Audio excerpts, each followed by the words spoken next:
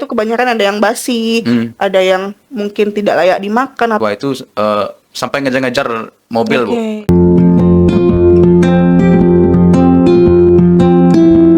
Assalamualaikum warahmatullahi wabarakatuh. Wah, Halo sahabat PAU, selamat datang lagi di Ota Puspa. Hari ini kita akan ngobrol tentang program yang sangat dekat dengan masa depan anak-anak kita nantinya, yaitu MBG, makanan bergizi gratis. Gitu ya. Dan sudah hadir bersama kita Bapak Aldianto Ilham dari Koordinator Kecamatan yang mengkompolir beberapa SPPG ya Pak ya di Kecamatan PAU. Dan saat ini beliau sudah hadir bersama kita dan kita akan bertanya-tanya lebih jauh lagi tentang bagaimana MBG di lapangan, tantangannya dan dampaknya di lapangan langsung. Kalau gitu kita mulai aja. Oke, silahkan Bapak Aldianto Ilham untuk memperkenalkan diri. siap. Terima kasih, Bu. Izin perkenalkan, nama saya Aldianto Ilham. Izin selaku Koordinator Kecamatan PAU, atau dalam Jukdis itu bahasanya Kapok. Kapok ya. Kepala kelompok. Kepala kelompok. Oke. Kami sedikit izin, kami SPPI di Kecamatan PAU itu ada 12. Jadi SPPI itu bukannya SPPG? Iya, SPPI ini yang akan menjadi kepala SPG, Bu. Oh, baik. Sarjana Penggerak Pembangunan Indonesia. Oke, siap. Dia akan menjadi kepala SPG. Kebetulan saya menjadi kepala SPG di SPG Cepak Tangah Oke. di Kecamatan PAU. Di Kecamatan PAU. Selain itu juga menjadi Kapok tadi ya Pak Ya, ya. betul. Itu membawahi beberapa SPPI gitu.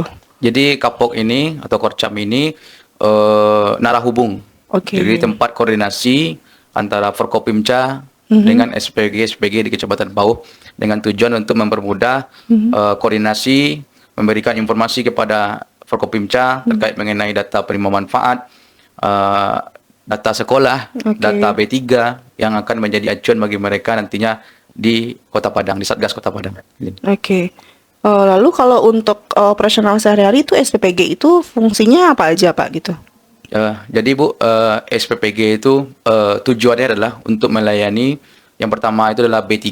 B3 itu balita, ibu hamil dan ibu menyusui. ibu hamil dan ibu menyusui. Oke. Ya. Setelah itu siswa, anak-anak sekolah dari TK sampai SMA. TK sampai SMA tanpa terkecuali. Tanpa terkecuali. Oke. Itu tertuang dalam Perpres juga, Oke. Perpres 115 tahun 2025. Dan di Juknis 401.1. Oke. Lalu untuk di Kecamatan PAU sendiri itu udah beberapa sekolah yang sudah dilayani itu dari tanggal berapa gitu Pak sampai tanggal berapa operasionalnya? Jadi Bu, SPPG kami di Cepak Tangah itu kan yang pertama running ya, tanggal 3 November. 3 November. Tanggal 3 November tahun 2025. Dan sampai sekarang ini ada 4 dapur yang telah beroperasional di Kecamatan PAU. Oke. Satu di Binuang, 2 di Kapolokoto, dan 1 di Cepak Tangah. Oke. Jadi total izin datanya, Iya. total siswa yang sudah menerima manfaat dari MBG itu sekitar 9.280 siswa untuk siswa ya. Izin untuk B3-nya 1.975 penerima manfaat. Penerima manfaat Tersebar berarti di 4 dapur. tersebar di 4 dapur dan Ya. itu yang continue diberikan setiap continue hari diberikan. gitu ya Pak ya. Ya. Oke. Lalu karena tadi Bapak udah bilang tentang sasarannya ada B3, ada anak-anak sekolah gitu ya Pak ya. Jadi porsi yang disiapkan itu selalu sama setiap harinya begitu.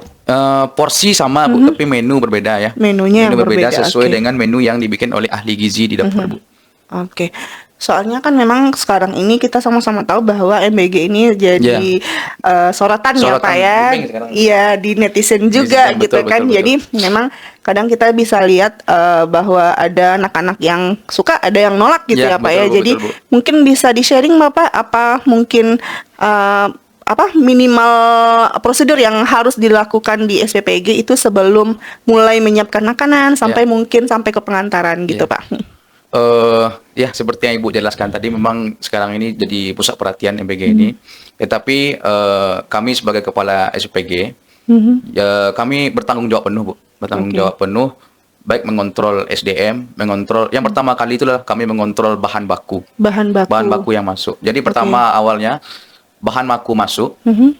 Bahan baku masuk tuh kami sortir, kami pilah.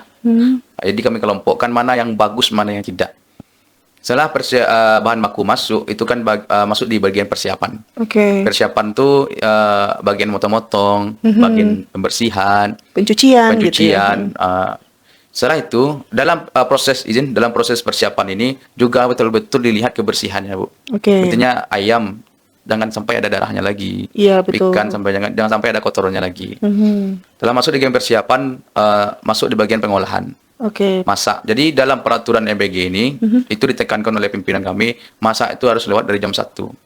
Masak harus Jam lewat 1 dari malam. jam 1 Jam 1 malam. malam. Oh, Kenapa seperti itu? Kalau masaknya dari jam 8 malam atau jam 10 malam itu waktunya udah panjang tuh, Bu. Nunggu Iya. pagi ya. Nah, jadi makanannya tetap Takut tidak dia bagus, basi tidak ya. basi. Itu yang dikhawatirkan. Iya. Dan tidak layak Dan disajikan. tidak layak ya, Pak? disajikan Baik. kalau dimasuk di ompreng, Bu ya. Karena kedap suaranya. Iya, betul. Setelah masuk pengolahan, dalam pengolahan ini harus chef, karena di dapur itu ada head chef, Bu. Ada chefnya. Ada chefnya. Oke. Chefnya harus bersertifikat. Oke. Itu yang harus noted ya. ditekankan. Sertifikat BNSP. Oke. Berarti nggak kaleng-kaleng nih ya, Enggak Pak ya? kaleng-kaleng ya.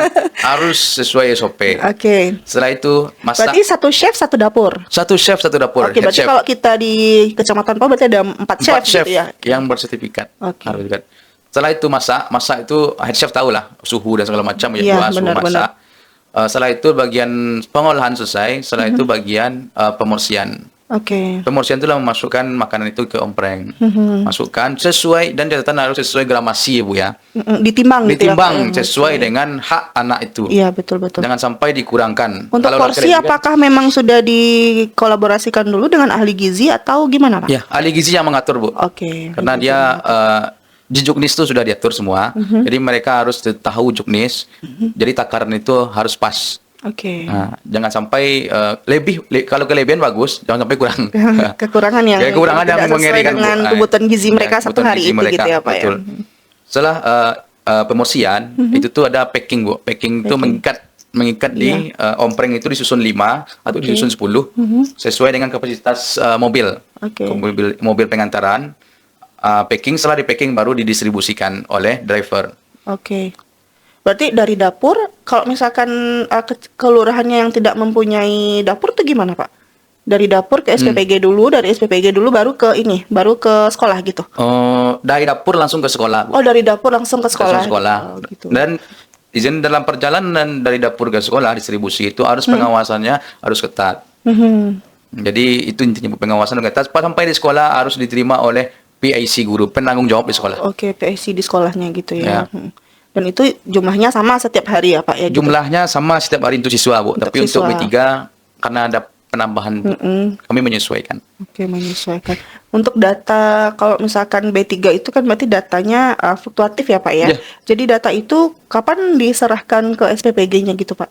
Eh, Atau memang sudah ada PIC tertentu yang mungkin langsung, misalkan hari minggu depan nih kita nambah sekian porsi gitu misalkan gitu, Pak? Apakah ada regulasinya atau kolaborasinya gitu, Pak? dalam juknis itu disampaikan kan untuk B3 ini kan SPPG berkoordinasi dengan Kader, Bu. Oke, Dengan berarti Kader, dengan ya. Posyandu. Jadi Kader itu yang akan melaporkan penambahan-penambahan Oke. jumlah B3 ini. Dan penambahan-penambahan itu kami pastikan juga di lapangan, Bu. Jangan sampai data ini data fiktif. Data ini harus sesuai dengan fakta di lapangan. Benar. Kalau misalkan memang ada balitanya 25 ya memang harus ada Betul, orangnya 25 gitu 25, ya, Pak. ya. Soalnya kita lihat juga kan kalau sekarang ada Posyandu kan MBG Posyandu gitu ya, Pak ya, itu memang kayak ada pencatatan khusus dari kadernya, emang ada orangnya, Ya. dan kalaupun orangnya tidak datang ke Posyandu mungkin bisa diantar ke rumah gitu ya, betul, Pak. Bu. Harus, Bu. Harus, Jadi ya. kewajiban Harus Kader sampai itu ke sasaran gitu harus ya. diantarkan rumah ke rumah. Oke, harus sampai ke sasaran Harus sampai gitu ke ya, Pak sasaran. ya. Oke. Kewajiban Kader itu, Bu. Kewajibannya gitu ya. Oke, kan kita udah pernah lihat nih Pak fisiknya ompreng ya, Pak ya gitu. Boleh di-share Pak apa aja isinya gitu, Isinya, Pak. ya. Ini ahli gizi seharusnya nih, Bu.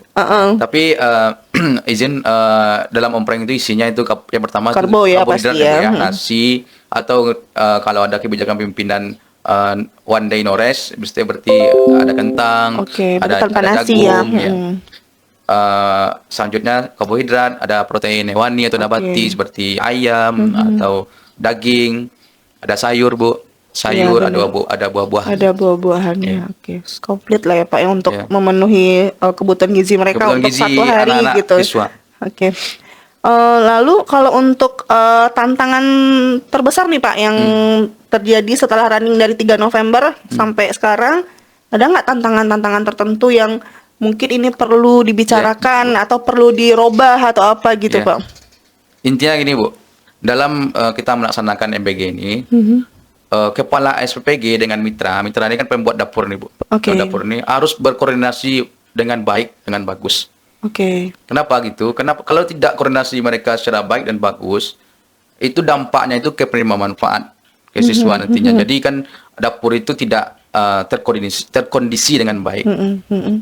Jadi saran saya kepada kepala SPG itu kita harus berkoordinasi dengan mitra dengan bagus dan kita buat suasana dapur itu nyaman mungkin. Betul. Kan kepala SPG ini kan mengatur SDM Bu.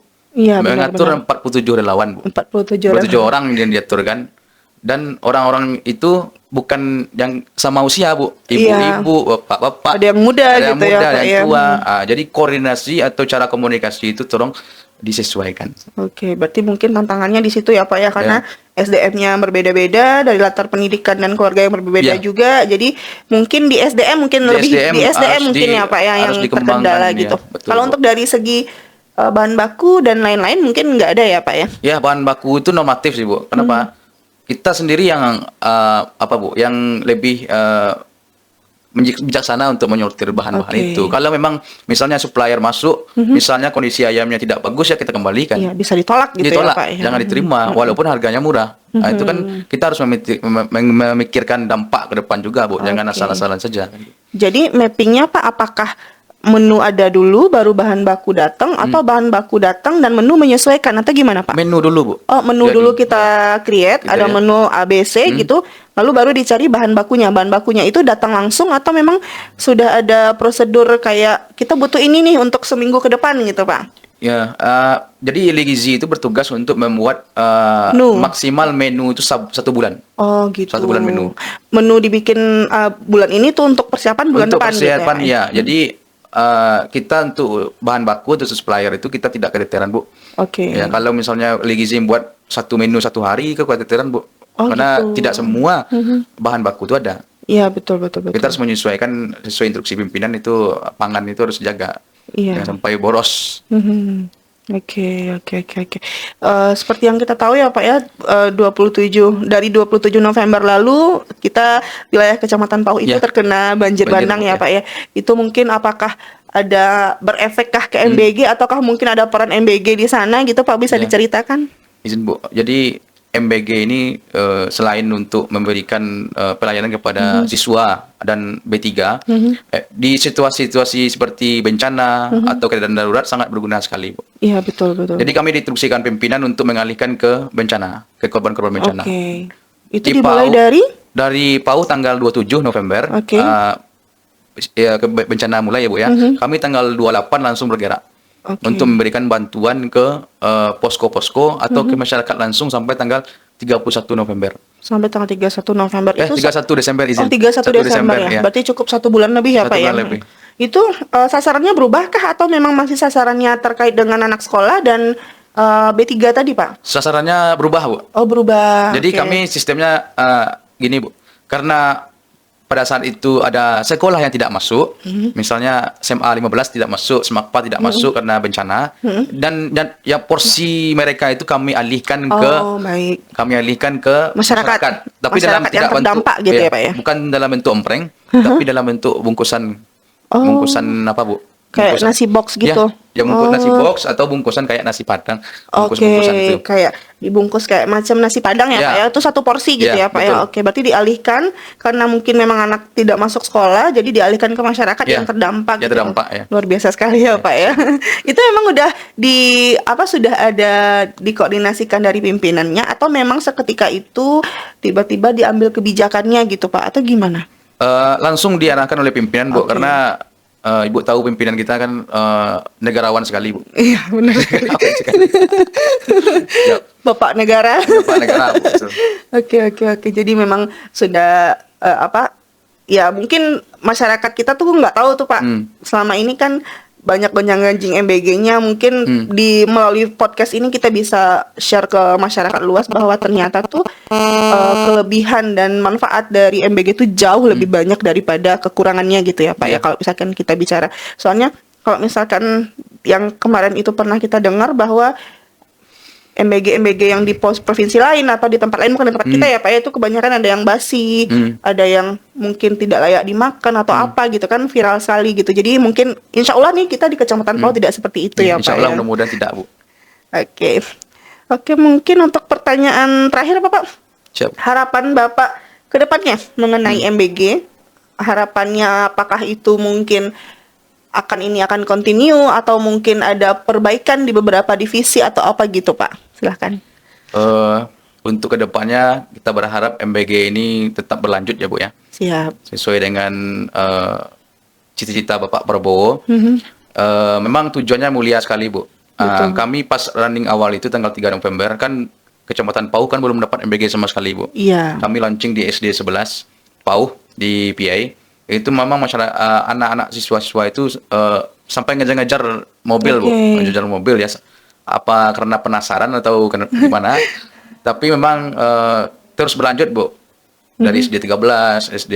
Jadi kalau tidak ada MBG satu hari itu mereka guru-gurunya pada nelfon. Jadi kalau untuk di Kecamatan Pau, kalau menurut saya itu sangat membutuhkan sekali Bu. Karena kemarin koordinasi dengan Bu Camat berharap ke kami ini tolong menu-menunya itu memang menu-menu yang berkualitas. Maksimalkan anggaran itu memang yang dimaksimalkan betul anggaran itu. Jangan sampai ada pengurangan-pengurangan. Jadi setiap hari itu Bu, sebelum pengantaran MBG itu, ompreng itu saya lihat kalau memang anggarannya tidak sesuai, tidak jalan lah mobil itu Bu. Harus sesuai. Ini bentuk tanggung jawab mitra pembuat dapur ya Bu ya, sebagai supplier itu saya sampaikan. Memang kalau 10.000 untuk bersih besar ya 10.000. Kalau memang 8.000 untuk bersih kecil dari TK sampai kelas 1 kelas 3 SD ya 8.000. Karena harus sesuai gitu ya, anggarannya Bu. Karena tidak ada kepentingan sama sekali. Iya betul. Jadi memang tujuan kita tuh sama ya Pak ya gitu, untuk memberikan membantu mendistribusikan makanan bergizi untuk anak sekolah dan B3 tadi. Jadi mungkin saya yakin sekali ya kalau misalkan dari siswa dari B3 tuh sangat merasakan manfaatnya Pak ya. Mungkin ada testimoni Pak sebelumnya dari masyarakat atau dari anak sekolah? Ya, mereka kelas-kelas yang kami kunjungi ya Bu ya, mereka itu request menu. Misalnya minta ayam apa gitu ya Pak. Ayam geprek dan lain-lain ya Bu ya. Ya, tapi kami dengan request dari anak-anak itu kami pertimbangkan gizi dan apanya Bu. Jangan sampai request menu itu membuat kacau sistem gitu ya Pak ya. Tapi sekali-sekali kita kasih. Seperti chicken katsu atau ikan nila filet. Kita turutkan apanya Bu, kemauan sesuai itu. Bisa request ternyata bisa mereka bisa request Bu. Oke.